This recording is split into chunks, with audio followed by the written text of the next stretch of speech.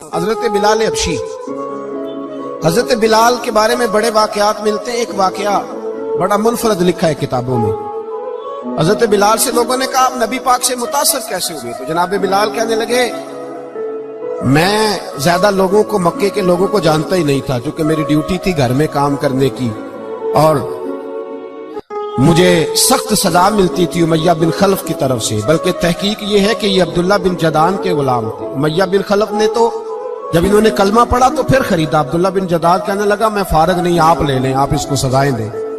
تو کہتے میں ان کے گھر میں ہوتا تھا، تو میں تو زیادہ لوگوں کو جانتا ہی نہیں تھا، کبھی مجھے موقع ہی نہیں ملا تھا باہر نکلنے کا۔ ہماری غلاموں کی کوئی زندگی نہیں ہوتی تھی۔ آج تو ہر آدمی کہتا ہے نا میں کچھ چودھری سے لے کے کھاتا ہوں۔ یہ جو تیرے اندر حوصلہ ہے نا، یہ میرے رسول نے تجھے عطا فرمایا ہے، یہ میرے نبی نے تجھے دیا ہے، ورنہ تو غلام بکا کرتا ہے۔ یہ حوصلہ تجھے رسالت مآب نے دیا۔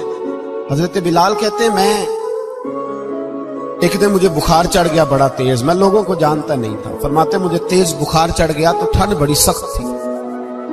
میرے مالک نے مجھے کئی کلو جوں دیے پیسنے کو چکی پہ۔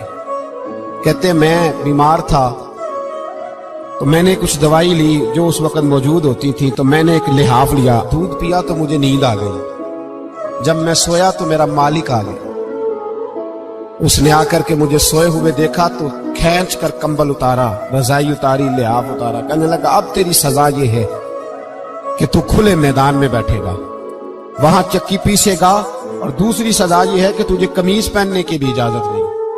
حضرت بلال کہتے ہیں تیز بخار، ٹھنڈ کا عالم، اور جب میں چکی پیس رہا تھا تو رو رہا تھا، اور میں پوچھ رہا تھا خدایا ہمارے نصیب، اللہ ہمارے مقدر ہے جرم ضعیفی کی سزا مرگ مفاجات۔ سیدنا بلال حبشی رضی اللہ تعالیٰ عنہ فرماتے ہیں میرے دروازے کے قریب سے رسول پاک گزرے اور مجھے ہائے ہائے کرتے دیکھا تو دستک دی۔ میں نے کہا کون ہے؟ دروازہ کھلے، آ جاؤ۔ محبوب اندر آئے تو پوچھنے لگے کیوں رو رہے ہو؟ میں نے کہا جاؤ اپنا کام کرو، یہاں دکھ سارے پوچھتے ہیں مداوا کوئی نہیں کرتا، یہاں تقریریں سارے کرتے ہیں، حقوق غریباں پر بات سارے کرتے ہیں، مداوا کوئی نہیں کرتا، جاؤ اپنا کام کرو۔ کہتے ہیں میں نے سخت جملے کہے معاذ اللہ، حضور چلے گئے، اور جب حضور جا رہے تھے تو میں کہہ رہا تھا بس جا رہے ہو نا، میں نے پہلے ہی کہا تھا جاؤ۔ کہتے ہیں قربان جاؤں، تھوڑی دیر گزری تو اللہ کے رسول کے ہاتھ میں گرم دودھ کا پیالہ تھا، کھجوریں تھی، حضور تشریف لائے اور کریم رسول نے مجھے کھجوریں دی، دودھ پلایا اور کہا چل جا کمبل میں بیٹھ جا۔ تو میں نے کہا چکی کون پیسے گا؟ وہ تو بڑا مارے گا۔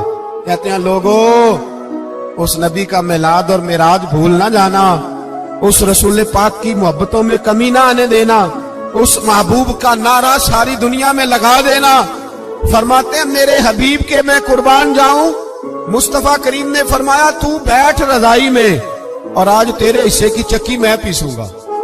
کہتے ہیں ساری رات حضور چکی پیستے رہے، ساری رات۔ سویرے میں اٹھا اور میرے حبیب پاک نے مجھے وہ سارا کچھ دیا اور خود چلے گئے۔ اگلی رات پھر آئی تو حضور پھر آ گئے، مجھے پھر رضائی میں لٹایا، دودھ پلایا اور ساری رات چکی پیسی۔